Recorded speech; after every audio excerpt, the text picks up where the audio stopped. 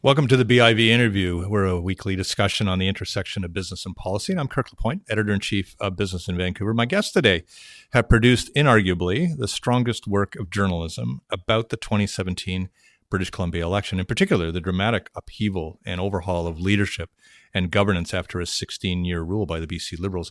A Matter of Confidence is a quickly assembled book published by Heritage Publishing, and its authors are two veteran Victoria-based journalists, Rob Shaw of the Post media chain and Richard Zussman of Global News. Thanks a lot for coming, guys. Thank you. Hey, Kirk, thanks for having us. We're going to develop, I hope, pretty extensively into the book, its findings, their thoughts. With a book like this, first off, you've got to have participation. You can't do this third hand. How did you reach out, and how did you get everybody in? Because you got everybody in. Yeah, well, I think we owe a debt to Christy Clark in particular, and John Horgan and Andrew Weaver for, from the beginning, being agreeable to participate in this. And we know that many of the people we talked to them first, made sure that their former or current bosses were okay with participating. You were checked out. And yes. Clark, to her credit, gave everyone the green light. We talked to 70 people over and wrote the book over 8 weeks, and we got very few no's.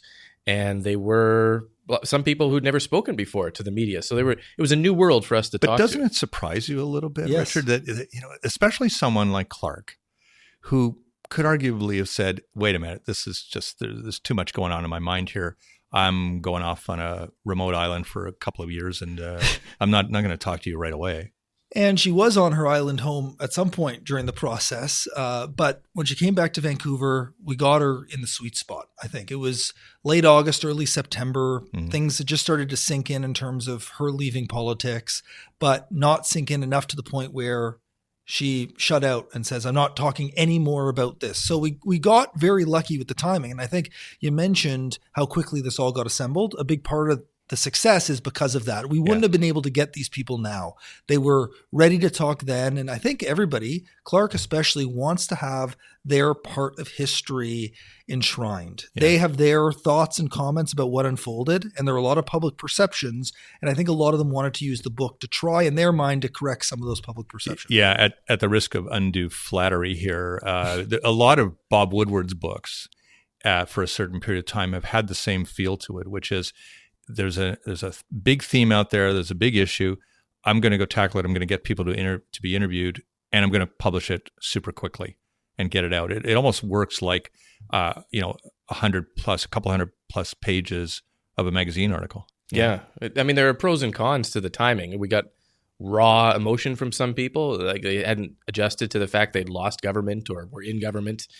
I think if you wrote it now, you would get different stories. Maybe. And we certainly didn't capture all the secret stories, but you might get stories from people trying to rewrite history a little bit. And we caught them just at the point where everyone was still around and kind of hopefully honest about. They didn't have time to fabricate. That's right. And lots of people want to go back and shift things now. So I think we hit the right time.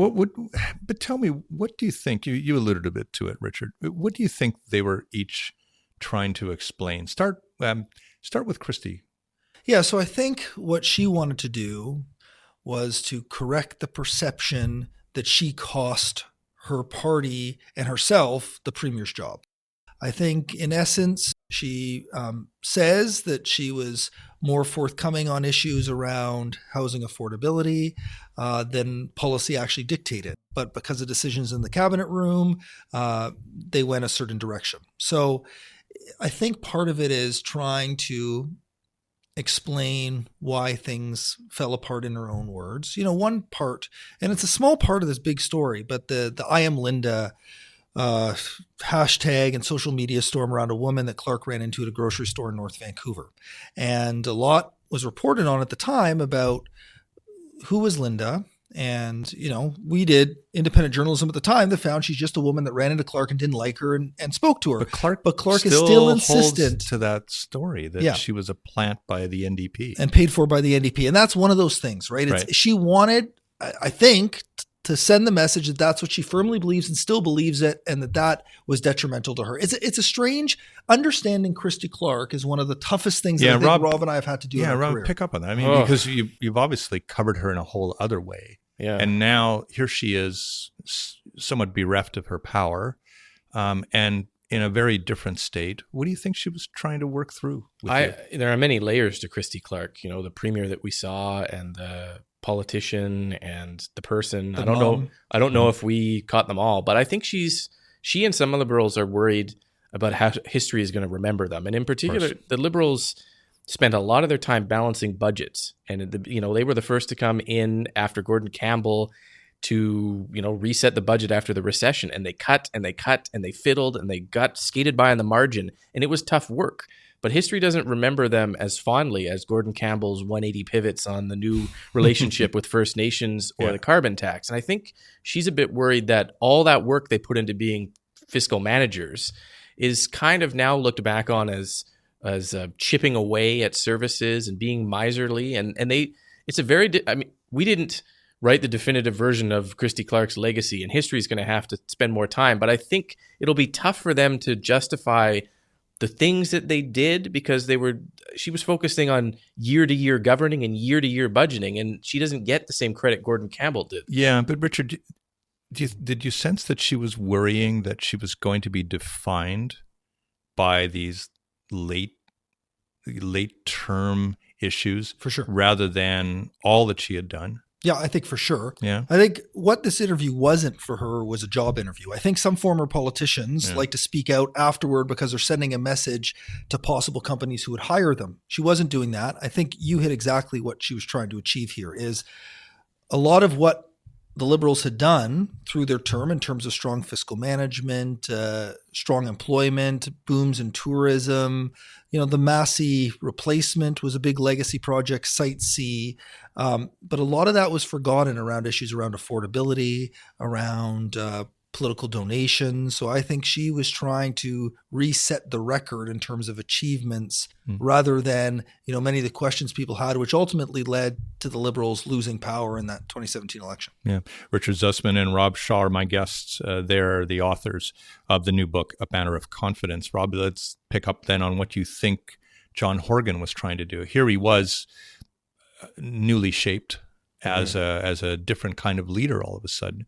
Again, what was he trying to bring to your book, do you think, in order to set a tone or something? Well, he's a new John Horgan, and we chronicle the evolution of the guy who didn't want the job as NDP leader to the one who sparred with the media all the time and was very frustrated with his own party and staff, to the new Hulk Horgan, to the new kind of happy warrior. And he is dramatically different. And I think he wanted to get across that idea that he's more positive as premier than he ever was before, that he had to be negative as opposition leader. That's right. But now he can govern his way. And we see the government slowly pulling back to more of what we originally chronicle as John Horgan's positions when he decided to become leader. And he's had to veer away from them, and he's getting back to them. And I think he's starting to show us the original John, but with a new kind of finish on top, where he's a lot more engageable and he's authentic, and that's one of the things we know from covering him, is that we chronicle this guy who didn't really want the premier's job versus Christy Clark, who seemed aggressively pursuing power, and that difference. So was he uncomfortable as an opposition guy, Richard, where he was always like Mr. No, Mr. You're doing a bad thing guy? Yeah, and that's the toughest thing about opposition compared to governing, right? I think people fail to understand that in some essences in politics, is that the opposition isn't supposed to be an alternative government. They're not government. They could be a government in waiting if we're getting close to an election, but they are there to oppose what the government is doing. And that's a different mentality than actually governing. So I think Horgan struggled with that.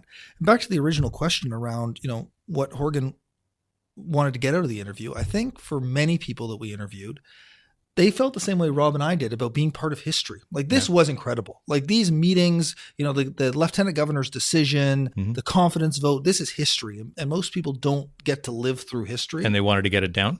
They did. They wanted to get it down. They wanted to share somewhere. it. Yeah. They wanted to explain their part of history. Yeah. Like, I think people were excited. As excited as we were to write it, I think people were as excited to speak about their role in it. Yeah. And Andrew Weaver, what did he want out of this? In this space, it's an interesting. I think he felt he had to be part of it. He was a huge player in this. Again, that excitement. He is one of the most unique and fascinating political figures I've ever seen. He is a guy who is clearly operating at a level above where we operate in terms of brain strength. He's one of the greatest climate scientists this country has produced. He's, part of a Nobel Prize winning team.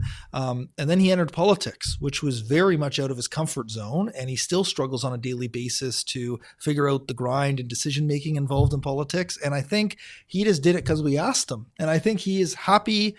Is happy to talk to reporters. He's happy. He's written books in the past as well. I think he really liked being part of the book project. Yeah. We're going to explore his own role and the role of the Green Party here as we move along in the conversation. But what struck me in reading the book and your chapters on Gordon Campbell and on Christy Clark and on John Horgan was how all of them appeared to operate in certain respects as lone wolves. There was a bit of a solitude about them and all of that. Do you think that that's a thread that runs through this kind of leadership throughout? It's lonely being the premier. Everyone wants something from you. You don't know who you can trust. And John Horgan has a very small circle of people he actually listens to. That's one of his defining characteristics. And he's going to have to wrestle with that when he's isolated in that premier's office and everyone is trying to take advantage of him in some sort of way. It's interesting. Gordon Campbell, he operated so differently than Christy Clark. He just basically was his own minister for every file. He knew it better than his own MLAs, and he decided what was happening, and he made it happen. And if you fell on the wrong side of Gordon Campbell, he would micromanage you out of existence to the point where cabinet ministers are crying in meetings. Yeah. Christy Clark was part of that at the beginning, and she deliberately did not want to be Gordon Campbell. And so she didn't pivot government to her whims the way that Campbell did. And it was a different style. Maybe it meant that it didn't look like they were doing as much, but it was a deliberate move on her part. But she had also a kind of not a loneliness, but an individuality that furnished her with, I guess, whatever energy she had as a leader, but also kept her somewhat detached from a surrounding pool of talent. In a lot of ways, it can isolate you in an office like that, can't it? Yeah, I remember speaking to her before the last election about who are your friends? Like when you had a crummy day at work, who do you go home and pick up the phone and call? And she said Brad Bennett, who was the campaign co-chair and the son of Bill Bennett and the grandson of W.A.C. Bennett. And that answer always miffed me. Like, great, Brad could be a close friend and confidant, but he's a political confidant and friend. And when you have a crummy day, I think you want to separate yourself from the work you do. She was never able to do that. So I think she found it very isolating, all consuming. It occupied her, Hamish, her son, became such a part, and he's in the book a lot as well, because he became a huge part of her dialogue around connecting with people. She was a single mom. She wanted the best for Hamish's generation. And I think that all of that is sort of what makes up Christy Clark. But it is a tough, as Rob mentioned, everybody wants something from you, and it's a very tough job to deliver for everyone. You see her surround herself with the same people, especially at the beginning and end of her premiership. Mike McDonald, her longtime friend, Mark Marison, her ex-husband, her brother is in the mix. She has a loyal group that she listens to. And when she was under fire at the beginning and at the end, that was her brain trust. They almost bookended her her leadership career, right? And in between, she actually had chiefs of staff who were not hyper-partisan, liberal Christy Clark acolytes. Dan Doyle, who's a longtime engineer, Steve Carr, who had led the LNG file. These weren't people who swore allegiance to, the Liberal Party the same way that Martin Brown did for Gordon Campbell. They weren't executioners. And so there's a weird period of her governing with people who aren't in her brain trust, and then elections where clearly we heard from cabinet ministers, you'd say one thing to Christy Clark, but she was listening to that small group of friends and confidants from the past. And John Horgan, as our premier now, is he isolating himself too? Does he have a solitude about his leadership style, do you think, Richard? I think he's figuring that out. I think life has changed a lot for John Horgan. We tell one story in the book about a lacrosse game that he went to in New West when his beloved Victoria Shamrocks were playing the Victoria Salmon Bellies, and a group of guys who had a little bit too much to drink at the game. Got heckled or something. It came up and it said, something about the tolls, and Horgan said, thanks for saving me money. And he was chirping back and forth, and they got into the RCMP vehicle. And at one point, the officer turns and shows her weapon to the people who are coming towards Horgan, and they sort of back off and they all get in the vehicle. And Sheena McConnell, who's the press secretary, says to him, you can't do that anymore. You're the premier. You can't engage with these people. He says, well, they're wrong. I wanted to tell them they're wrong. And he's learning about elements. And his wife, Ellie, who I've interviewed a few times, is his rock. And she, I think, provides a sense of normalcy to him and gets him away from that isolation. But in the office, he's working his way through. He still has Jeff Meggs as his only chief of staff so far, the former Vancouver city councillor. And the team around Horgan is all the same team that came in last summer. At some point, there'll be changes there, and then we'll get to see. But he still, I think, is working out how the staff works and how he operates sort of in that silo and how he can, best engage with people in a larger sense. I think in journalism, most of us would say that every election campaign changes our perceptions of our institutions, of our notions of leadership, of certainly of the personalities and all that. So we had this election. It was pretty transfixing and transformational. But I wanted to know about writing the book for both of you and how that changed some of your own impressions of what constitutes leadership and how those perceptions have changed, Rob? Yeah, well, I mean, chronicling John Horgan's journey, you got to give the guy full credit for, in the most stressful moment of his life, an election campaign changing. Like he and we chronicle a bit of that in the book, how he got to the point where people were giving him advice. One key advisor, Marie Delamattia, saying, John, when you get a question you don't like, you can still turn it around into something you want to say. It's not an attack on you. And he shifted and he grew. And you have to give the guy credit for emerging as a different John at a spectacularly intense so moment. What did that inform in you, do you think, Rob? Well, I think that he's rising to the job, as some people rise at just the right moment, and that they become the premier or the leader that everyone hoped John Horgan would be when they encouraged him to run. They saw this guy who could be the premier that he is now, and he wasn't even close to there.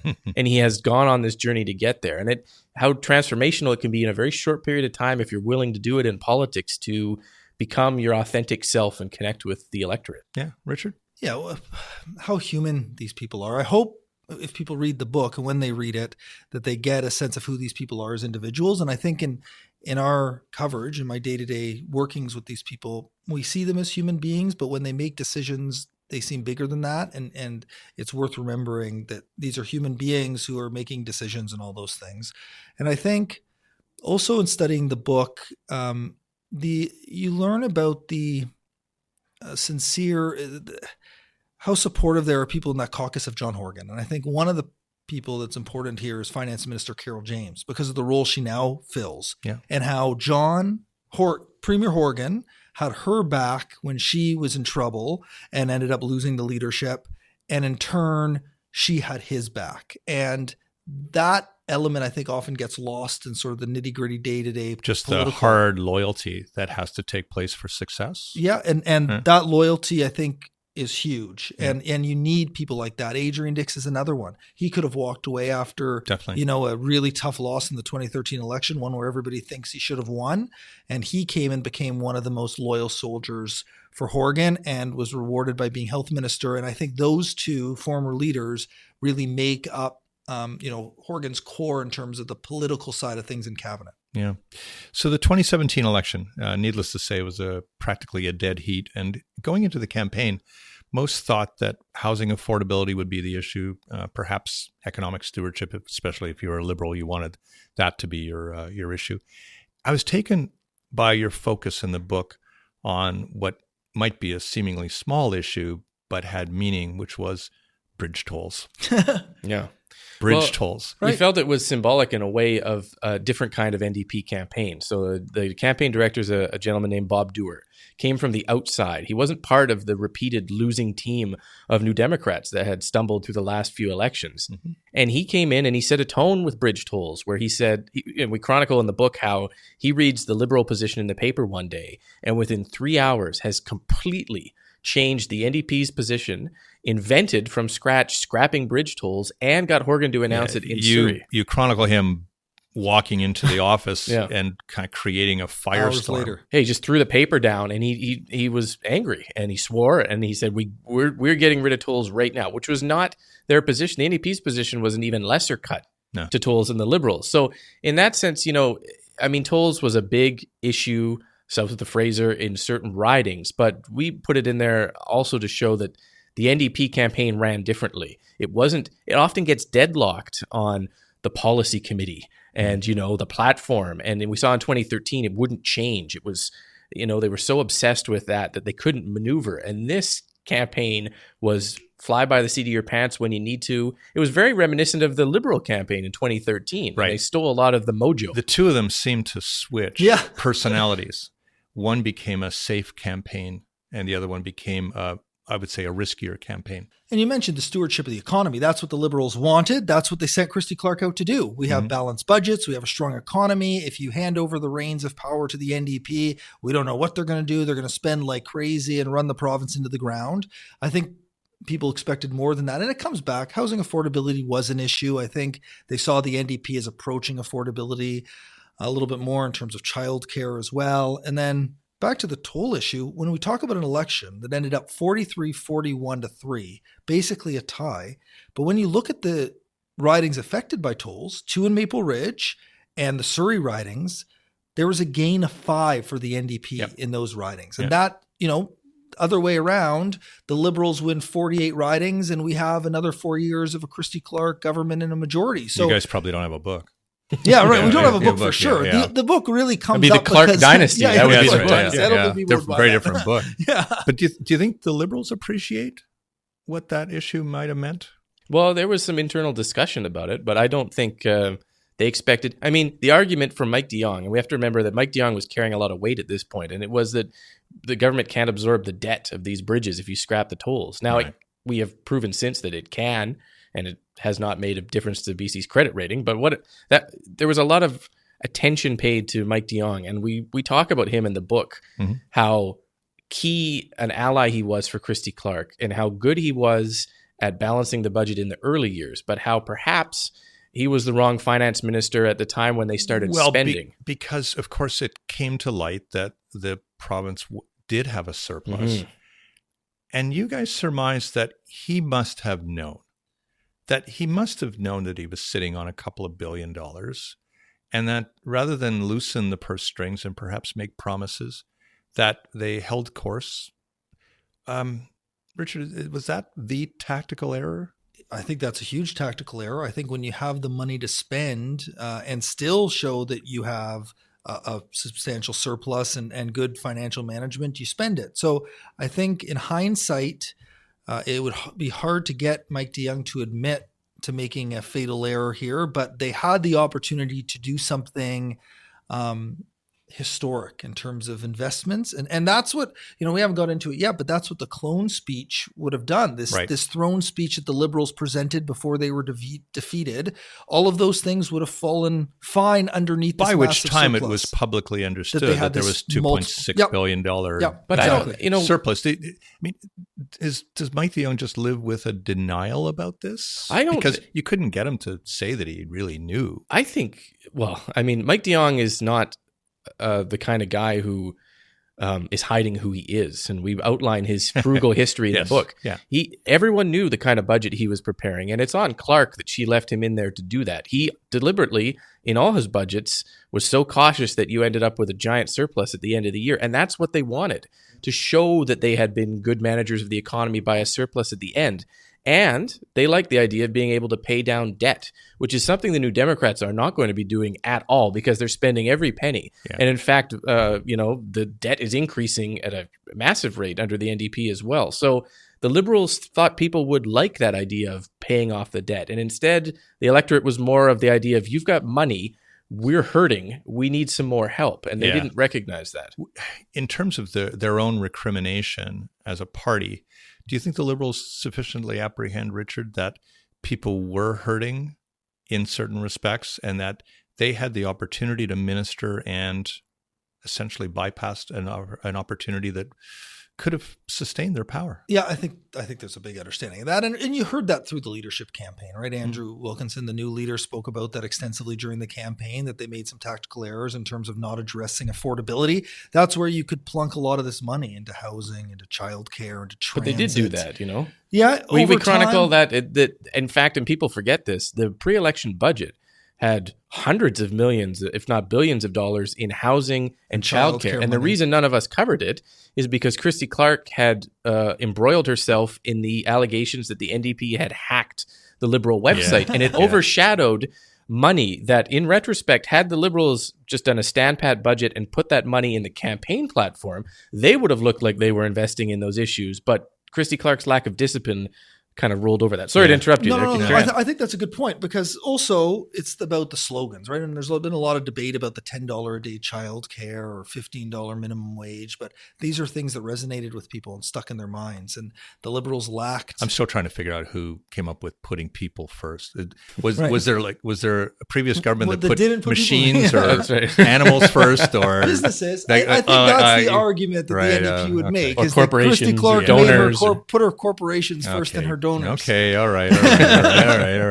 But so eventually there's this alliance that has to get built after all the counting has been done of the ballots. And let's look a little bit at how it was formed and how you chronicle it in the book, and talk about the dynamics, because the Green Party, with a measly 3 seats, had to be courted as if they had 35 seats. Yeah, they had all the power, right? And that was ultimately what the math came down to. And the courting started early, and it was bumpy. Like, none of the people around the table had any real sense of how to do this. The only guy that had any experience with this is Norman Spector, who had never dealt with a minority government, but had been in serious negotiations at the federal level as the chief of staff for Brian Mulroney, and before that working for Bill Bennett. And not the usual suspect to be inside the Green camp. No, not politically. No. He was, and we've seen sort of that erode. I've seen his Twitter stream. Not a whole lot anymore. But not much in common there. But what's in common is they lived in the same circles, him and Andrew Weaver, in Oak Bay, and the former public servants that have moved to that community, the former academics that are now living there. And these are who Weaver relied on to help him. And people told him Spector was the guy. And so he came around the table. And there were a lot of rough bumps. Like Horgan really struggled in their first meeting, and Weaver, sent a message through Matt Toner to the NDP to say, Horgan's got to tighten up those bootstraps, because if the NDP comes back weak again, we're going to go with the Liberals. Yeah, bring your A game next time. Bring your A game. And that, it was really fascinating. And then, Sonia Furstenau, the MLA. I want to talk about her. Yeah. Because again, you rivet in on something that I thought very few have picked up on, which is that ultimately she was the deal breaker or maker. In this case, it may not have even been Andrew Weaver. Yeah, I mean, the idea that Greens had all the power, but also none of the power, because Sonia Furstenau, we chronicle in the book here, became at one point, physically ill due to the stress and the idea of having to support the Liberals. And at the beginning, Andrew Weaver preferred Christy Clark. They got along well. They had passed bills together. He and John Horgan hated each other for several years in the legislature. I have to say, during the campaign, they looked like they were not bosom buddies by any means. No, so that began and almost like people thinking that they could go Liberal. And Sonia Furstenau heard very quickly from her constituents in a riding where people venomously disliked the Liberals over a quarry. Because of? A Shawnigan Lake contaminated soil dump that had got provincial approvals. People had protested, and the Liberal government just seemed to not care very much about the problems. And they created inadvertently this opportunity for the Greens to win a riding, to add an MLA who would be the deciding, basically, a member of the Greens that could not be brought on board the idea of supporting the Liberals. And it's that inadvertent consequence of something that the government did. I know that unintended consequence is now a phrase that gets battered around for the NDP, but talk about an unintended consequence for the Liberals. And Furstenau does not like this characterization that she was the one that dictated what happened. She had a conversation, and we chronicle this in the book, halfway through negotiations, right around the time she was sick because of the stress.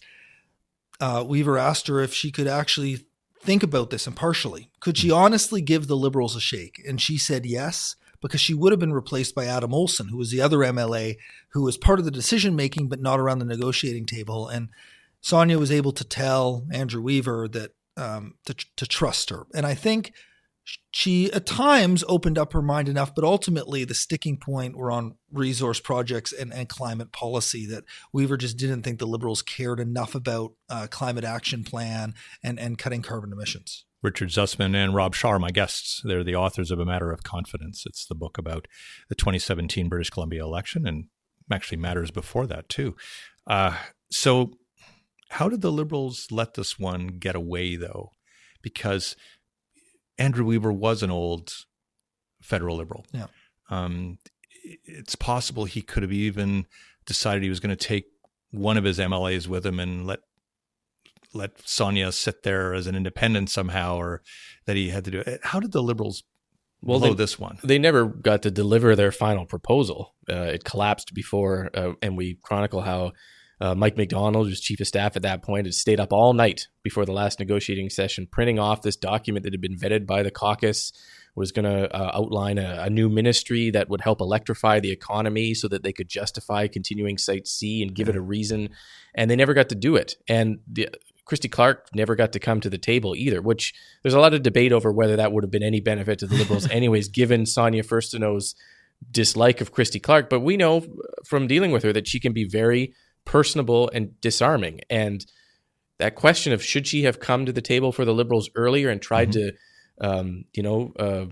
subtly introduce herself. Why do you think she did? She was told by MLAs, Mike Bernier, who was a good friend of Andrew Weaver's at the time, and others, that don't come because the Greens hate you and they don't, and you will be actually a detriment to us. Yeah, and I don't know if that was the right closer. She would have been the there was a plan. They had a flight booked for her to come over to close in the final meeting on the Monday, and they never got to that meeting. Yeah.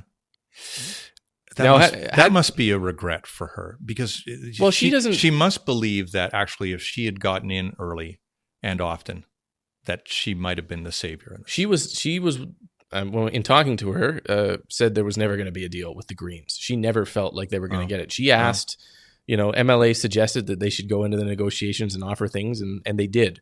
But she felt like they were never going to get there, that they just couldn't do it. And so she wasn't surprised, I think, at the end when... So then she had to do this strange dance with the lieutenant governor. Mm-hmm. And your book's called A Matter of Confidence, and the lieutenant governor ultimately makes the call about confidence of a house and whether a government can be formed and sustained. What did Judith Guichon have to work with here? So she had to work with not a whole lot of precedent. Like there hasn't been a lot of situations in Canadian history that have unfolded quite like this. So she consulted with constitutional experts and met in Ottawa with the Governor General, David Johnson, to have a conversation about her decision. But ultimately, our system would dictate the right choice is to give a chance to govern to a party that can form, or a group that can form a majority, which the Greens and the NDP could at that point. Mm-hmm.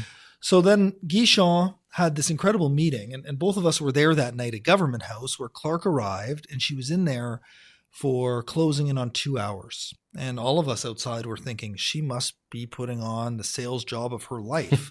But what we later found out, and it's chronicled in the book, is she was only in for about 40 minutes with the lieutenant governor. And the conversation sort of switched from personal to politics. And very early on in that conversation, Clark knew that she wasn't going to be able to get Guichon. It was over. She offered her resignation. She asked for an election. At that point, although she had said it many times that she didn't want an election, she went in there and said, I want this election. And she could feel early on that just wasn't going to happen. There's an argument out there, and we raised the question in the book, that had she gone about it differently, told everyone that she was going to ask for a new election instead of trying to pretend that she wasn't, but was. But that was clearly their plan. Had she been upfront about it in the days leading to it, had she gone into the meeting and then come out and told the public after her meeting that she had asked for an election, that she may have pressured the lieutenant governor to accept the advice of her first minister. And instead, she artfully tried, because she was worried the public didn't want another election, she tried to get around that idea of what she was doing, and then came out from Government House and just basically said the lieutenant governor has retired to make her decision. She doesn't believe that would have made a difference. I guess it's an open question. We won't know, but I think more honesty about what she was trying to do might have pressured the LG a bit more. The LG would have had to have gone at that point and sought out constitutional advice, because she did turn down the advice given to her by a first minister, but the public didn't know that. If she had gone out and told the public, the lieutenant governor would have had to have been seen as consulting and analyzing and waited a little bit longer, I think, to call Horgan. Ultimately, it may have been the same result, but it may not have been. That's what's fun about this book, too, is the sort of what ifs could have happened in different moments. There's a bunch of them in there. There are so many of them. And I mean, there were all kinds of stories around after that maybe Andrew Weaver had dialogue with Christy Clark, and he had encouraged her to step down maybe a little later on. But no one expected her to be around for 2021. No. But were you surprised at the somewhat sudden nature of a departure in this case? It was neither so soon nor so late, somewhere kind of in the, the early stage, but a kind of an awkward place. Well, she did tell us that she never intended to be opposition leader, that she was going to quit in the summer, which is a surprise to the staff who she had hired to be her opposition staff and to some MLAs. I think that's what she said. She said she wanted to quit from the moment that Horgan became premier, and her party kept asking her to stay.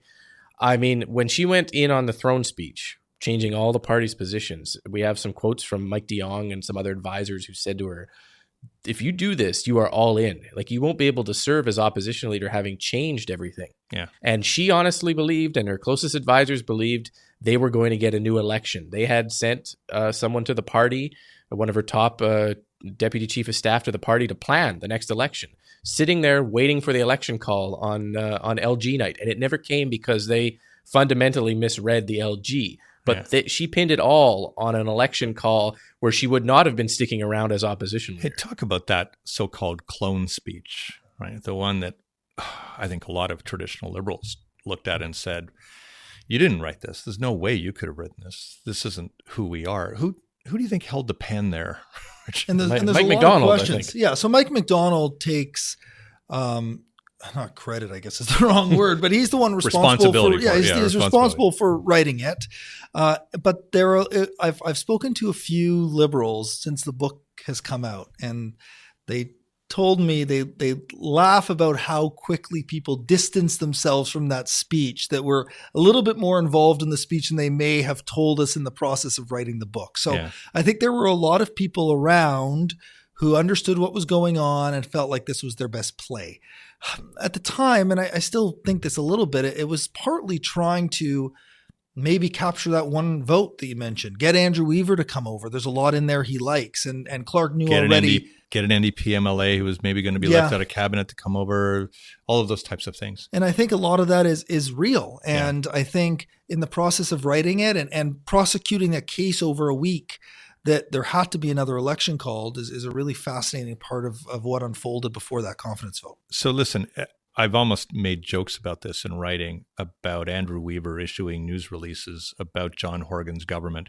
It seems at a greater pace than what he did with Christy Clark's government. And yet he has this confidence and supply agreement. Is it durable? Well, as long as he's willing to huff and puff and not blow the house down, then I guess it is. I mean, I have a hard time imagining the Greens in their worst nightmare would, during the supply negotiations, have imagined an NDP government that approved Site C and is promoting LNG with more vigorous tax breaks than the Liberals. I mean, that's a nightmare scenario for the Greens, and they find themselves stuck now, having to justify continuing to prop up a government that is doing everything that they said they didn't want to do. Simply to reach this seeming holy grail of proportional representation via a referendum, Richard? Is that really what they're holding out for? Because it doesn't seem like anything is going to knock them out of the box here. I think I'm in the minority, but I don't think so. What I think the holy grail is for Andrew Weaver is this climate action strategy that's going to come forward from the NDP this fall. Right. Okay. And he wants to be in the driver's seat of determining what is in that climate action policy. He's worked his whole career towards this. He entered politics because of it. I think he feels like he's in a good position, Andrew Weaver does, that he can help work with George Heyman and the NDP government, Heyman's the environment minister, to build this climate action strategy.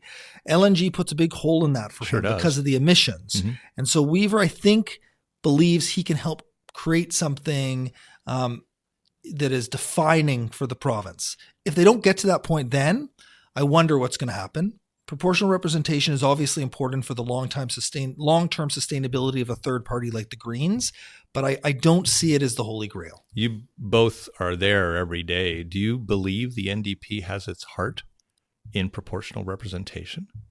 No. And well, they've cooked the referendum in such a way that it's going to be easiest to pass. Easiest possible path to pass. Yeah. Even saying so, doesn't the NDP realize that this would be their last majority government, or most likely their last? Yeah, so it's not a majority government now, right? Yeah, So the situation would be similar to this. I think you look at the electoral map, and they're trying to occupy the space that is the federal Liberals all the way left. And if they're able to do that, then they feel like they can govern right around 50% mark, and they can continue to govern. BC's a complicated place politically, because it's so polarizing, and the center is always up for grabs. And I think they feel they can grab enough of the center in Metro Vancouver and then occupy their traditional spaces to exist. So, the PR, because of how close everything is, you have to assume that BC Liberal voters are going to vote against, and Green voters are going to vote for changing the electoral system. And then you have these NDP voters, and we'll see where they end up. Yeah. Here we are in early April. The Liberals have a new leader in Andrew Wilkinson, of course. He publicly says he's ready. The Greens seem to be sending out a news release every hour, as I say, about their disappointment in the NDP. Who would least want an election today?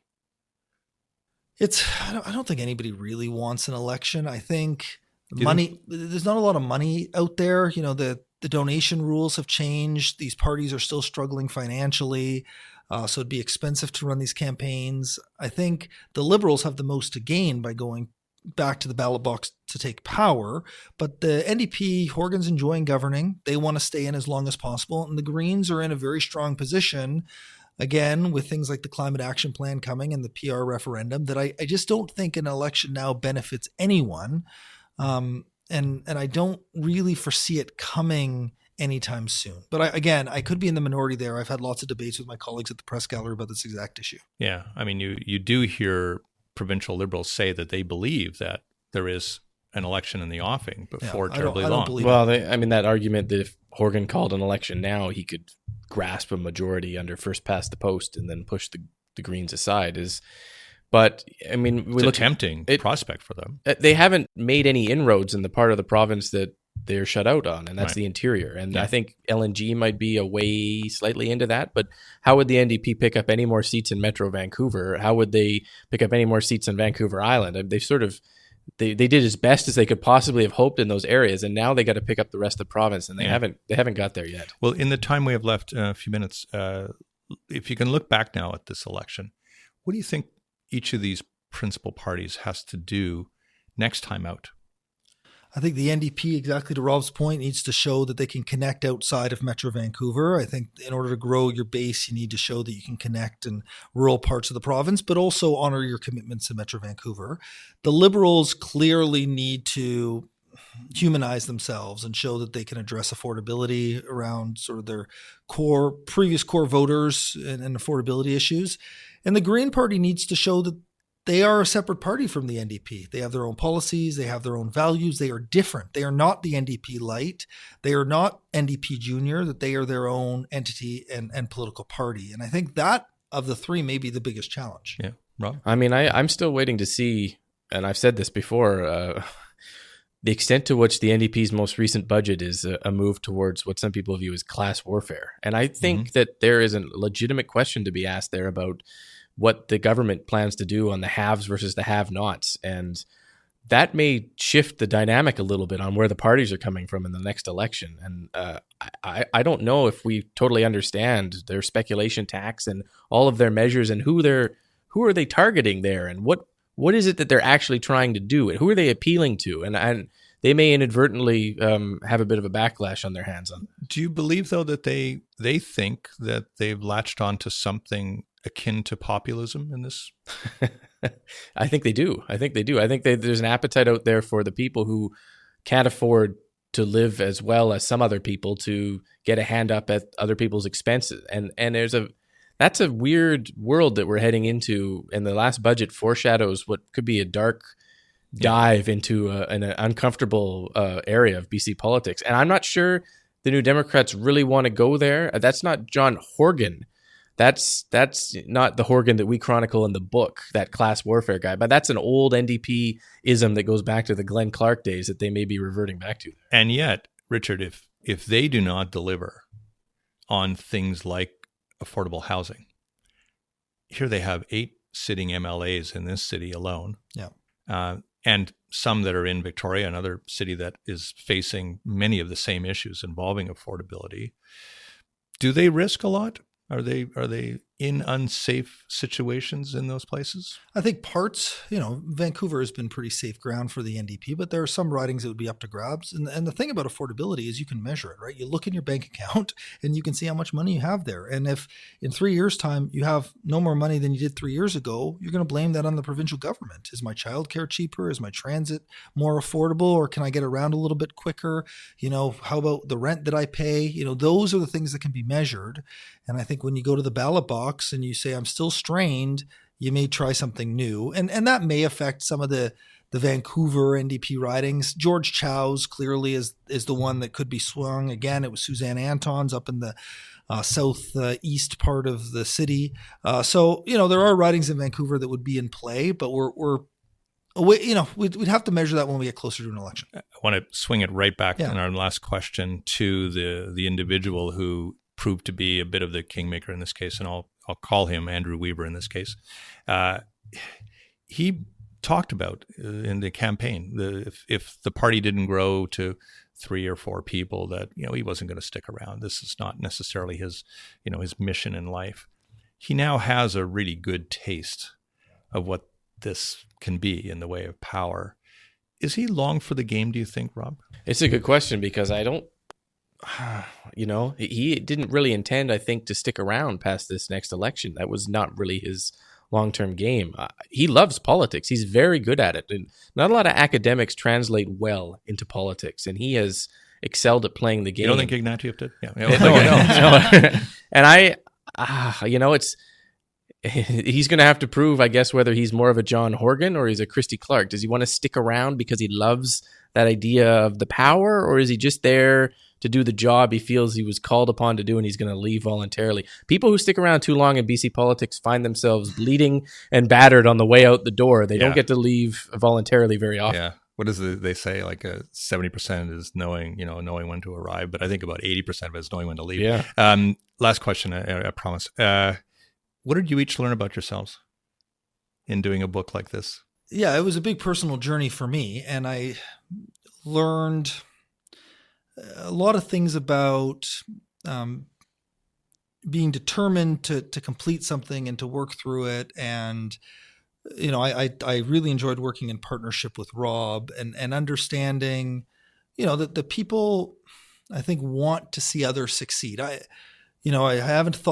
I've had to think a lot through the personal growth through this because of everything that's unfolded. And I think the amazing support that we got through the project and following the project was something you sort of learn that you need in life. You need that support. Yeah. You need people that have your back, that will help you. And Rob for sure had my back. Journalists are themselves mainly lone wolves. Yeah, We're they not are natural collaborators. And so it was nice working together on this project. Rob? Yeah, well, Richard got put through the ringer, and we had to do a gut check in the middle of this project to see if we could see it through.